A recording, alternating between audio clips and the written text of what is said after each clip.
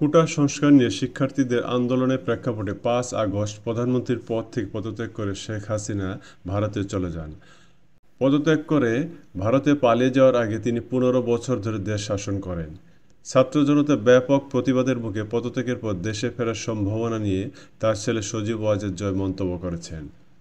বুধবার যুক্তরাষ্ট্রের Washington DC থেকে ব্রিটিশ সংবাদ সংস্থা রয়টার্সকে দেওয়া সাক্ষাৎকারে জয় উল্লেখ করেন, দেশে ফেরার সিদ্ধান্ত শেখ হাসিনার উপর নির্ভর করছে। তিনি জানান, তার মা দেশে ফিরে বিচারের সম্মুখীন হওয়ার জন্য প্রস্তুত আছেন, যা গত মাসে তিনি জানিয়েছিলেন। এই মুহূর্তে আমি আমার দলের লোকজনকে নিরাপদ রাখতে চাই, তাই আমি দলের লোকজনের উপর চালানো নির্যাতনের বিষয়ে আন্তর্জাতিক সচেতনতা বাড়াতে চাই। এদিকে ১৮ মাসের মধ্যে নির্বাচন আয়োজনের জন্য সেনাপ্রধান জেনারেল ওয়াকারুজ্জামানের দেওয়া টাইমলাইনের প্রতি সন্তুষ্টি প্রকাশ করেছেন সজীব ওয়াজেদ জয়।